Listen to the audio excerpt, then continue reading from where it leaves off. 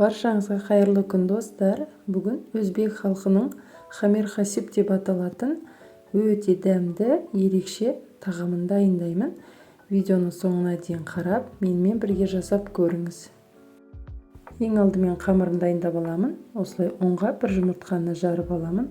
Одан кейін бөлме температурасындағы суға тұз салып араластырамын.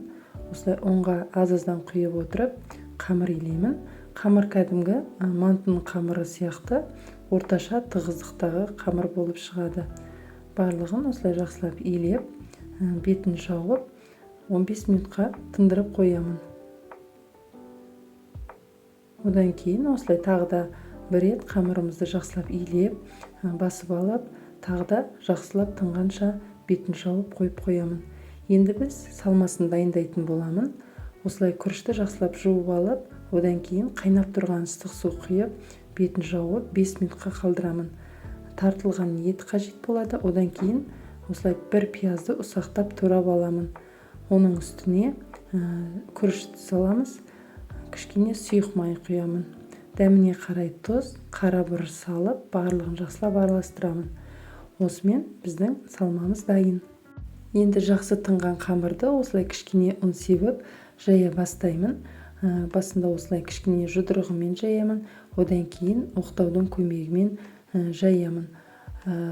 Ең маңызды нәрсе бұл кезде қамырды жұқа етіп жаюымыз қажет. Яғни орамынан секілді етіп, өте жұқа етіп жайсақ, хамир хасибті ораған кезде өте дәмді болып шығады.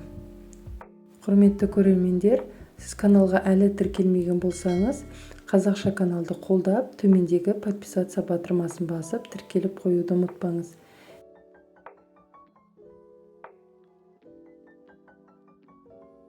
Енді дәл мантыға кескендей етіп кесіп аламыз. Өзіңізге қалай ыңғайлы, солай кесіп алсаңыз болады. Мен қайта жайып өтпеу үшін осылай бірден әр данасын осылай жеке-жеке кесіп алдым. Енді салмасын бұрыштап, яғни бұрышына осылай қиғаштап салып аламыз. Түйу жолы өте оңай, видеода көріп тұрғандарыңыздай. Ең алдымен ұшын осылай ішіне қарай кіргізіп, одан кейін екі жағын қайырамыз, содан соң орап аламыз. Дәл голубцы сияқты оңай жасалынады. Күріш қолып жасалғандықтан дәмі ерекше болады. Енді мантоварканы алып, сұйық май жағамыз, одан кейін хамир хасибті осылай бір-біріне қатты жақындатпай тізіп шығамыз.